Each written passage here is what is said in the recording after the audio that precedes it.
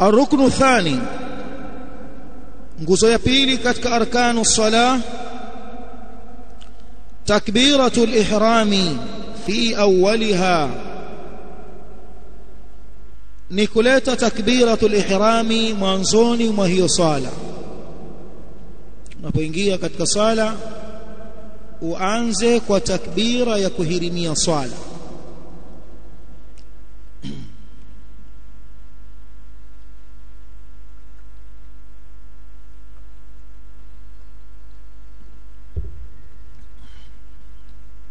Naam.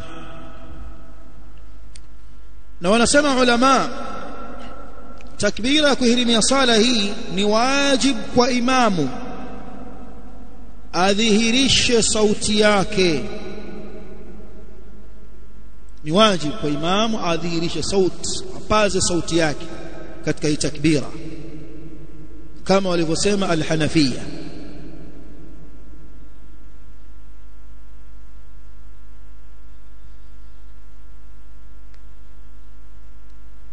Na haitakikani aitamke kwa siri au kuitamka kwa kuipitisha katika moyo wake. Akifanya hivyo haifai.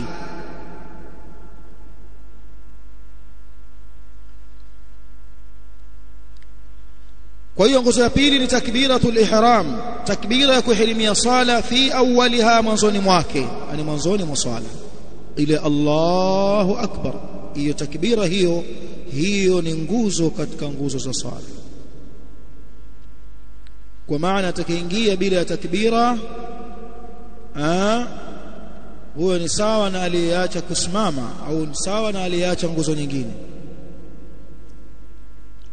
Hata aliyepitwa amekuja amemkuta imamu yuko kwenye rukuu, anatakiwa alete takbira ya kuhirimia sala, Allahu akbar, alafu ndipo aende pale alipo imamu. Baadhi wamesema atatosheka na takbira hiyo ya kuhirimia sala tu, hii ya kutoka katika alipokuwa kwenda alipo imamu ambayo inaitwa takbiratul intiqal. Baadhi wakasema wakati wake umeshapita, kwa hiyo aende tu kimya kimya. Wengine wakasema ailete.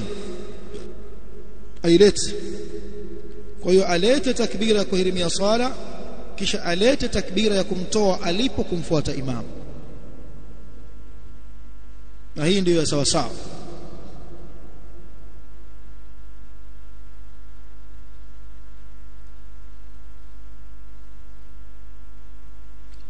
وهي nayo hiyo takbira qaul ni kusema Allahu akbar, la yujzi'uhu ghayruha, haitomfaa na kumtosha maneno mengine yasiyokuwa hayo.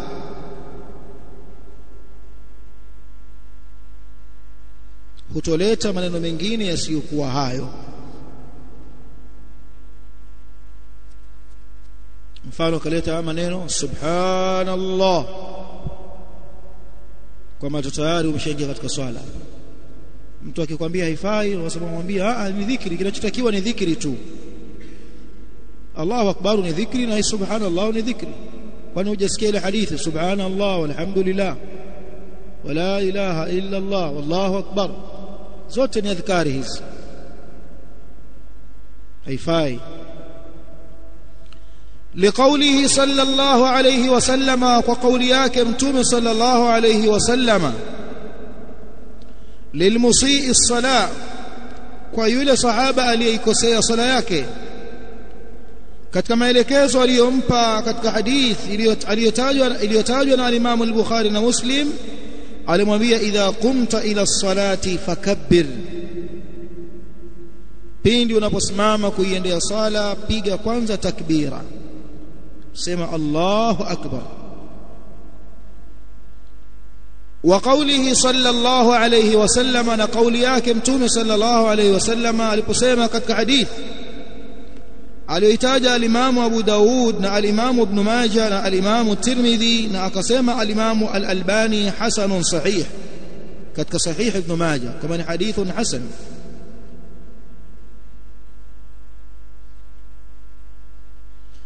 amesemaje mtume sallallahu alaihi wasallam katika hii hadith ambayo ni hadithi ya Ali bin Abi Talib radhiyallahu anhu? alianza akasema miftahu salati at-tahur wa tahrimuha at-takbir wa tahliluha at-taslim. hadithi ya Ali bin Abi Talib, miftahu salati at-tahur, funguo ya kufungulia sala ni tahara. Kifunguo cha kufungulia sala, mlango wa sala ni tahara. Usisali kama huna tahara, kataharike kwanza.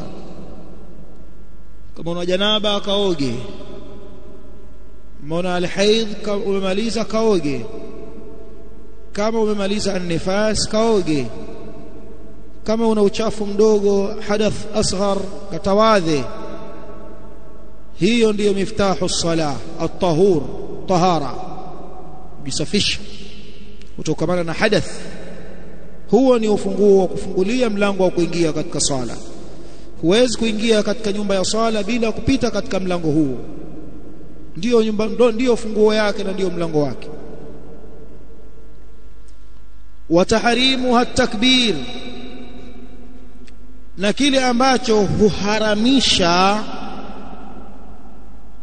kile ambacho humharamishia mswaliji yale yaliyokuwa halali kwake kabla ya kuingia katika sala. At-takbir ni ile takbira, ndio maana inaitwa at-takbira, takbiratul ihram, takbira ya kuhirimia sala, ya kujiharamishia hiyo takbira yale yaliyokuwa halali.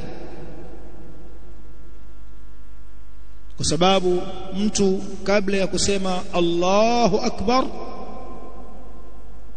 na kuingia katika sala yake, ni halali kwake kula, ni halali kwake kunywa, ni halali kwake kuzungumza, ni halali kwake kugeuka kageuka, kaangalia huku, akatazama juu, akatazama chini, akigeuka kulia, akigeuka kushoto.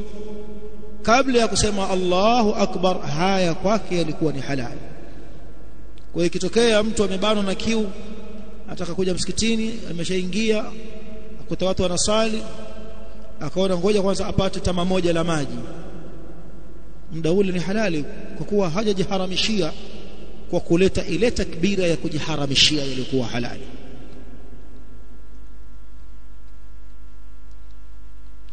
Anaposema tu Allahu akbar, tayari yashakuwa haramu yale yaliyokuwa halali kwake kabla ya takbira hiyo.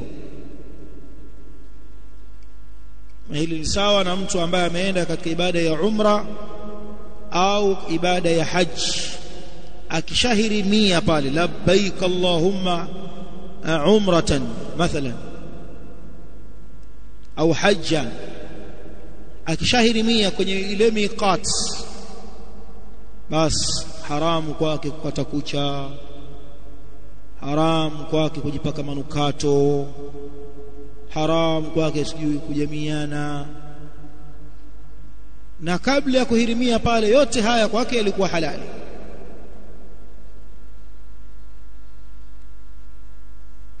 Tupo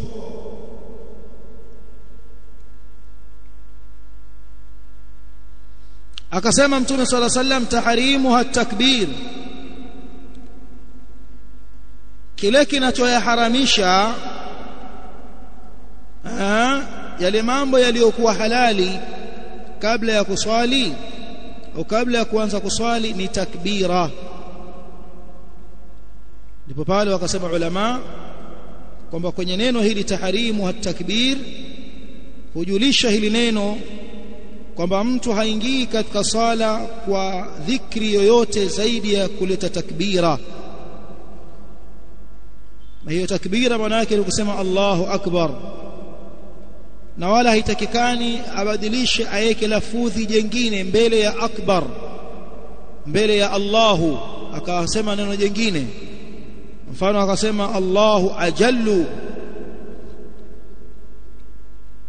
ameingia akasema Allahu ajallu, takbira na kusema Allahu akbar. Kwa hiyo haitofaa lafdhi ya kusema Allahu ajal, japokuwa maana yake ni hivyo hivyo tukufu. Allahu a'zam, Allah ni mtukufu zaidi, au Allahu akram, Allah ni mkarimu. Kwa nini? Kwa sababu ya hasri iliyokuja katika maneno ya Mtume sallallahu alaihi wasallam. Hasr, tumekabana kadhibiti jambo. Tahrimuha at-takbir, tahrimuha at-takbir, yanayoyaharamisha mambo au linaloyaharamisha mambo yaliyokuwa halali ni kuleta takbira. Kwa hiyo Mtume akasema kuleta takbira. Takbira yafahamika, wakabbiruhu takbira, sema Allahu akbar. Tumeelewana vizuri eh?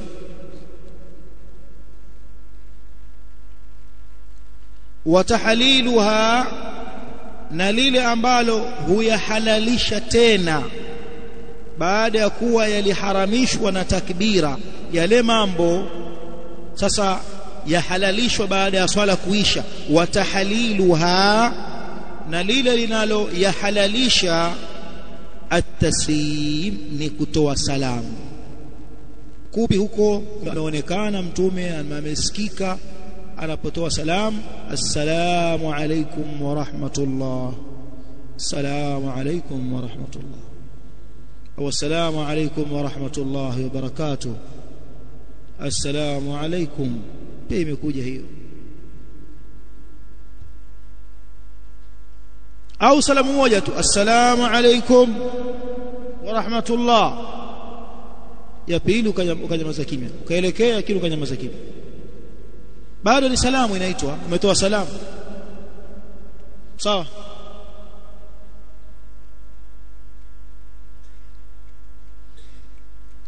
Na kipande hiki cha mwisho, watahalilu at-taslim, ndani yake kuna raddi hapa, wanajibiwa al-Hanafiyya.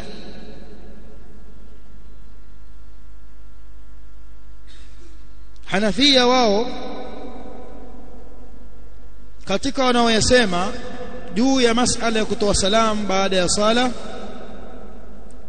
kwamba anayeswali kama atamaliza tashahudi, ashhadu an la ilaha tahiyatu lillah mpaka mwisho wake, wassalat ala rasul, na kumswalia Mtume sallallahu alayhi wasallam, akasema Allahumma salli ala Muhammad wa ala ali Muhammad kama sallaita ala Ibrahim mpaka mwisho wake.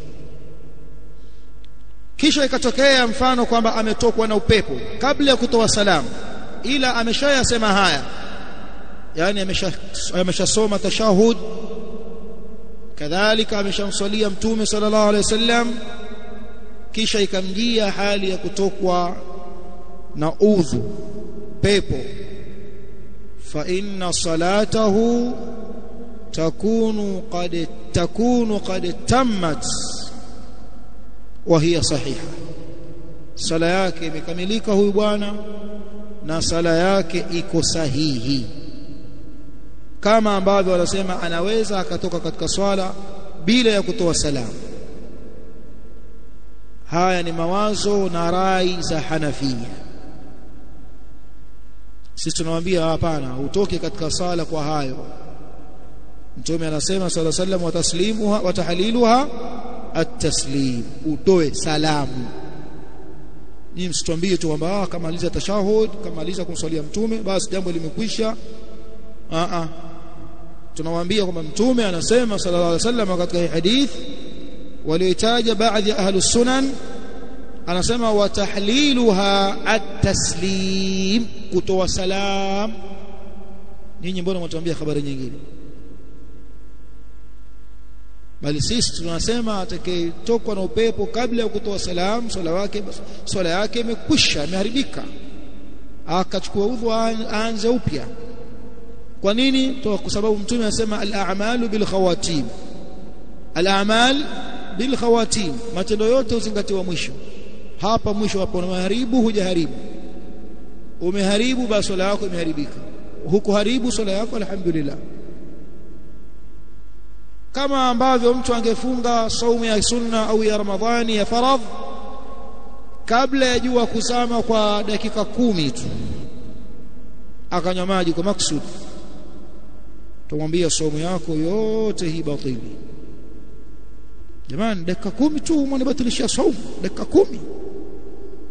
Vipi ingefanya masaa mawili kabla? Dakika 10 tu mnibatilishia.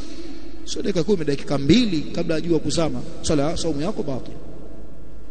Kwa nini? Kwa sababu al-a'mal bil khawatim, matendo huzingatiwa mwisho. Tumefahamiana hapo?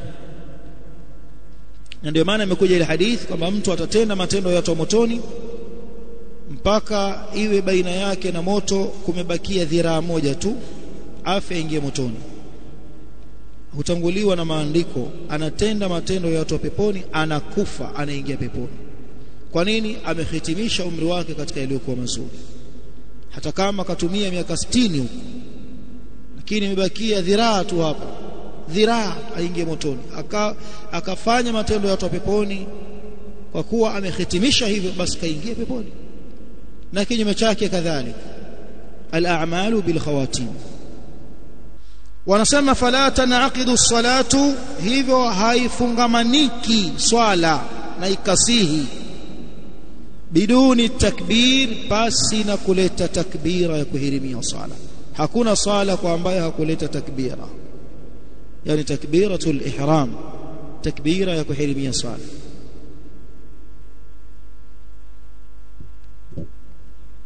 Nguzo ngapi hiyo? Ya pili. Aruknu thalith, nguzo ya tatu katika nguzo za sala, qira'atul fatihati murattabatun fi kulli rak'ah, kusoma suratul fatiha murattabatun, hali ya kuwa imepangiliwa aya kwa aya, fi kulli rak'ah, katika kila rak'a kwa mpangilio wake. Usisome sura kabla al-Fatiha, anza al-Fatiha kisha usome sura. Huu ni katika mpangilio wake. Kadhalika na katika usunna wa kuisoma hii sura uisome aya baada aya. Wakachukia baadhi ya ilmi mtu kusoma aya akaichanganya na aya nyingine. Alhamdulillahi rabbil alamin arrahmanir rahim maliki yawmiddin iyyaka na'budu wa iyyaka nasta'in. Aya. Usifanye kama wanavyofanya vijana katika tarawih. Alhamdulillahi rabbil alamin arrahmanir rahim maliki yawmiddin iyyaka na'budu wa iyyaka nasta'in ihdinas siratal mustaqim siratal ladzina an'amta 'alayhim ghayril maghdubi 'alayhim waladdallin amin. Bismillahir rahmanir rahim abasa wa tawalla. Hapana, aya.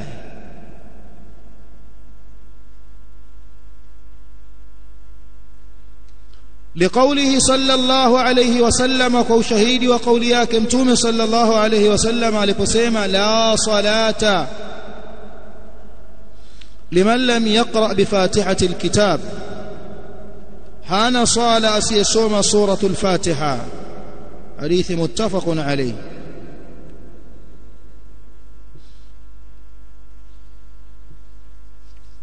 hana sala asiyesoma suratul fatiha. Na hii hadithi ikaleta nizaa mbele ya wanawazuoni kuhusiana na suala la maamuma kusoma al-Fatiha nyuma ya imamu wake.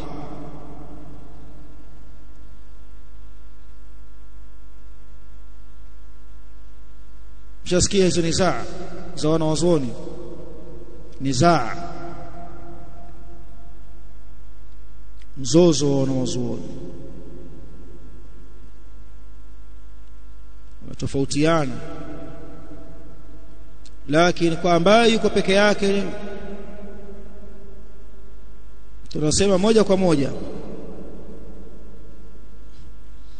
kwamba hana swala. Asiyesoma suratul Fatiha yuko peke yake, hakusoma Fatiha, hana swala mtu huyo. حديث يا صحابة هي عبادة ابن الصامت الأنصاري. حديث يا عبادة ابن الصامت الأنصاري رضي الله عنه.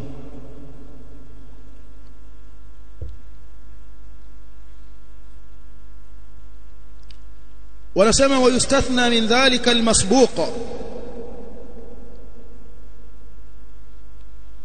na anavuliwa kutokamana na hukumu hiyo ya kusoma suratul Fatiha aliyetanguliwa na imamu. Imamu kamtangulia katika jambo, hakumpata na akawahi kusoma Fatiha pamoja naye, huyo aliyetanguliwa ambaye ni masbuk anavuliwa katika hii hukumu. Kwa hiyo swala yake haibatilishwi. المسبوق idha adraka al-imama raki'a, pale atakapomdiriki imamu wake akiwa amerukuu, katoka zake huko ameingia msikitini, watu wapo katika rukuu na yeye akaunga pale, kwa maana akaleta takbira yake kuhirimia Allahu akbar, kisha akarukuu. Huyu ni masbuk, hakusoma Fatiha. Je, swala yake tuibatilisha kwa kuwa hakusoma Fatiha? Wako watu wanaibatilisha swala yake katika ulama. Amemkuta kwenye rukuu, kama hakusoma Fatiha hana swala, yani hana rakaa. Hii rakaa hii imempita.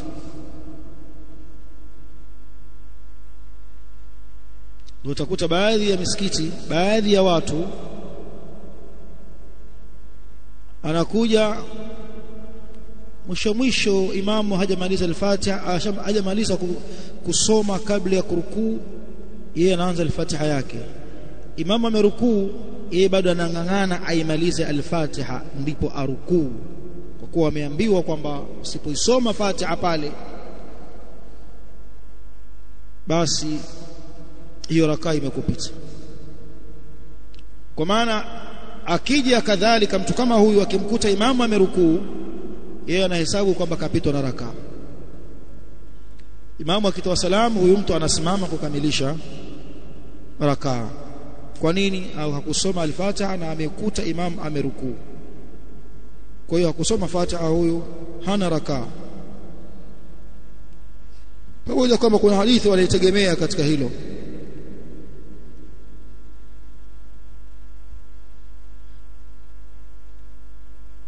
Na haya tuliyakuta sisi kule masomoni tulipokuwa Dammaj.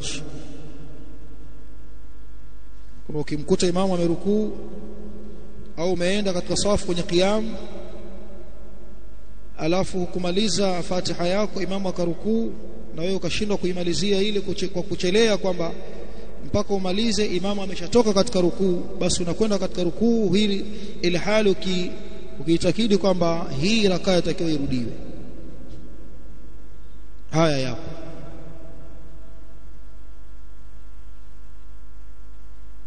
Hao vitabu katika ulama wanatuambia wayustathna min dhalika almasbuq, anavuliwa katika hukumu hiyo aliyetanguliwa, idha adraka al-imama raki'a, idha adraka al-imama raki'a, ikiwa atamdiriki imamu akiwa yuko katika rukuu. Kwa maana ile rukuu akimpata pale, basi amepata rakaa huyo. Kwa ushahidi wa hadithi wanaitumia ahlul ilmi ya yule sahaba anaitwa Abu Bakra Nufai' ibn al-Harith al-Thaqafi radhiyallahu anhu. Aliingia msikitini akiwa Mtume sallallahu alaihi wasallam amerukuu, yeye akarukuu nje ya safu, akarukuu nje ya safu ili ipate ile rakaa, kisha akasogea akaingia katika safu. Kwa maana angetoka kule kwa kutembea mpaka afike hapo, asingeipata ile rukuu, na angeikosa ile rukuu, angeikosa rakaa. Tupo hapo. hususan katika misikiti yetu hii iliyo mingi. Wengi katika maimamu hawafahamu kwamba sunna ilivyo, ukiwa umerukuu wamsikia mtu anaingia msikitini, basi usiseme sami Allahu liman hamida, mpaka usikie, uhisi kwamba ameshaingia huyu bwana katika safu na amesharukuu na amepata angalau mara zake 3 subhana rabbiyal azim. Na baada wakati wajitahidi uwahi, labda unasikia sura iko mwisho, ulaika humul kafaratul fajara, wewe ndo unaingia, Allahu akbar, wavua viatu mpaka waanza kuingia tu sami Allahu liman hamida, yani kana kwamba huyu imamu labda na mabifu na wewe. Kutokea katika nafsi kama mtu huchukia kwamba huyu imamu basi hajasikia hata mkwaruzo ya miguu, au hajui sunna huyu Kwa takikana ukisikia nyayo za mtu anaingia anafuata rukuu, utulizane, acha papara zako mpaka yule bwana aingie katika ile rukuu. Na yeye yule akija asifanye leo anaofanywa na watu wengine sehemu nyingine, inna Allaha ma'as sabirin. Mshasikia kuna baadhi ya misikiti hiyo, inna Allaha ma'as sabirin, yani Allah yupo pamoja na wenye kusubiri. Amwambie imamu nisubiri hapo, ndio maana yake nisubiri, utakuwa pamoja na Allah na wewe ukinisubiri. Hilo halipo, hilo halipo. Na pia haitakikani ukimbie, yani ni sehemu mbaya sana, watamani ufike pale uwahi, alafu wakati huo wamuogopea huyo imamu kwamba huyo sasa hivi atasimama. Kwa hiyo nafsi nyingine nakwambia shoti kidogo, kimbia. Kwa hiyo unajikaza angalau waingie tu kwenye safu, sami Allahu liman hamida.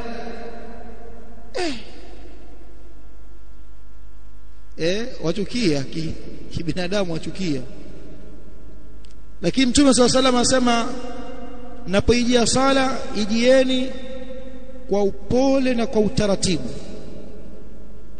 fama adraktum fasallu wama fatakum faqdu, mtakacho kidiriki na imamu, mtakachokipata hapo ndicho mlichojaliwa kiswalini. Kwa hiyo umemkuta kashasimama sami Allahu liman hamida, basi ndio jaala hiyo umejaliwa.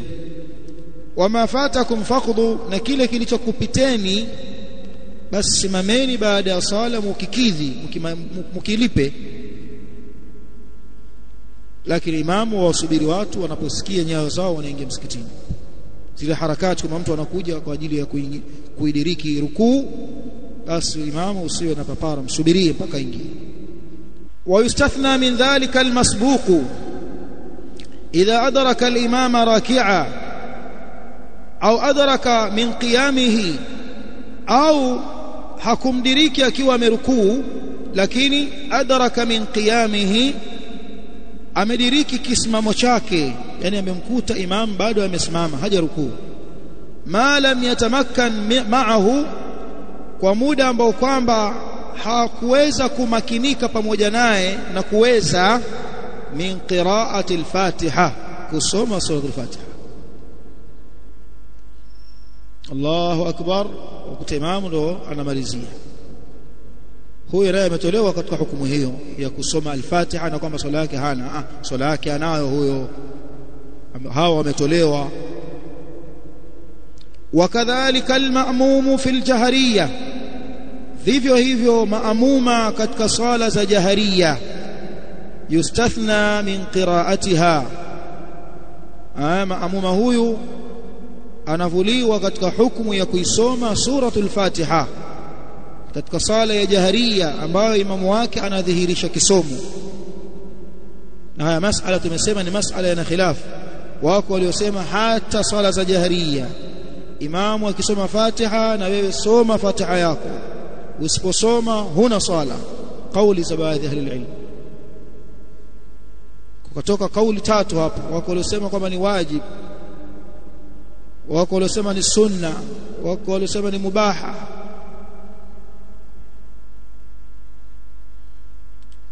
Na kauli zaidi ya hizo.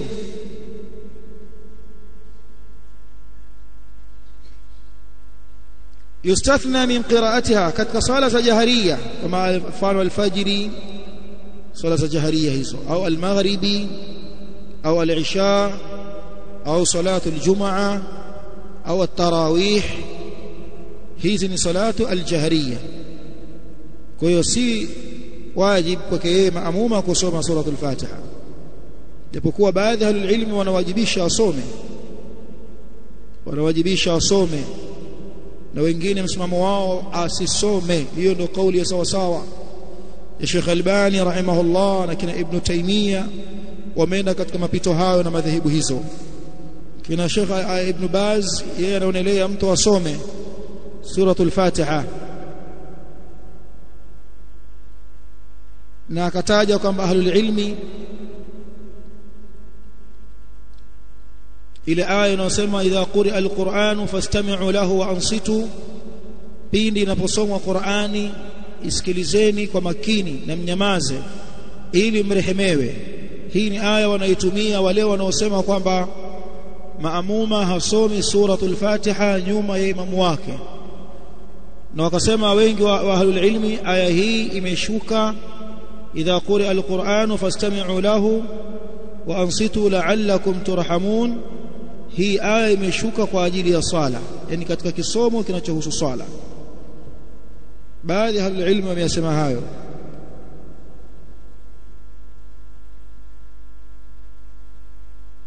Na hivi ndivyo alivyosema al-Imam Ahmad rahimahullahu ta'ala, kama ilivyokuja katika riwaya ya Abu Daud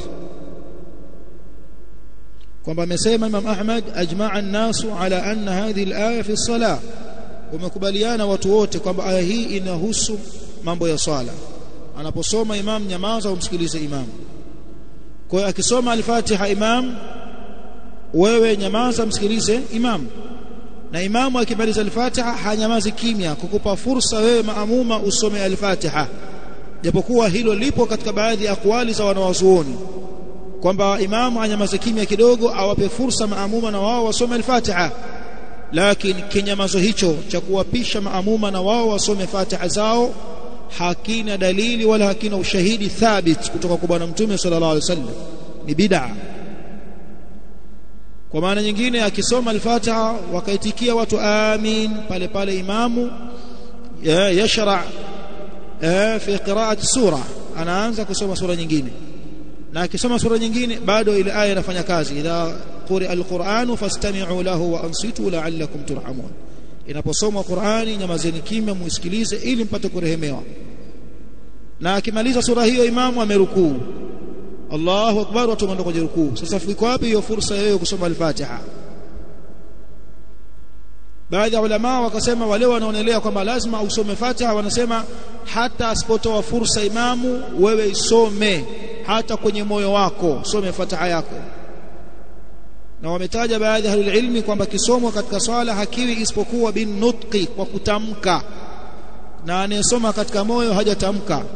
Na haya amesema Ibn Abidin rahimahullahu ta'ala katika Radd al-Muhtar.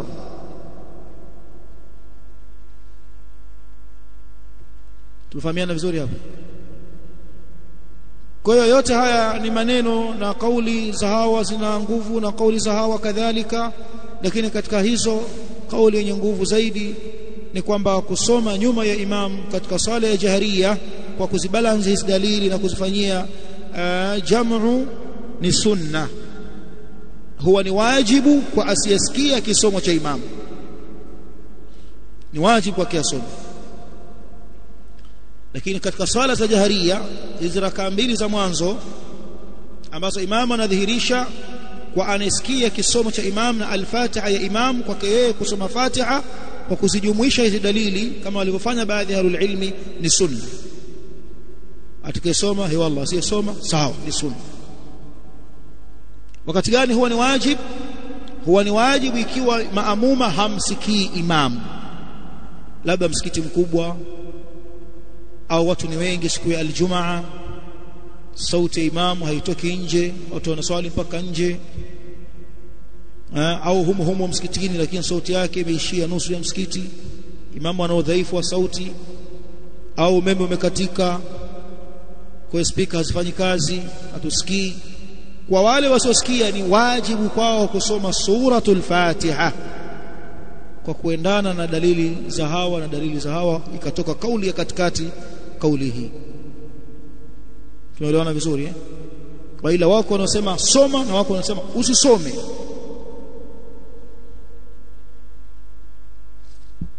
Wale waliosema tusome wametegemea ile hadithi.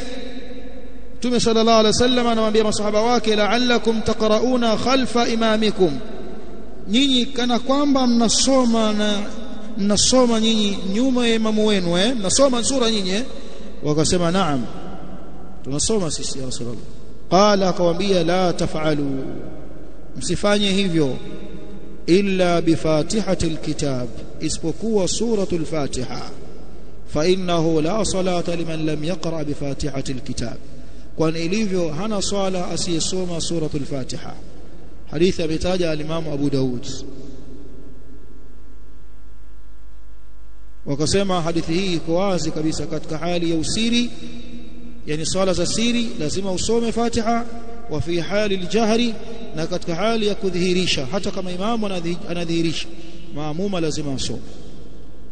Idha sakata al-imamu, kama atanyamaza imamu baada ya kusoma suratul Fatiha, kwamba maamuma naye akinyamaza imamu naye asome.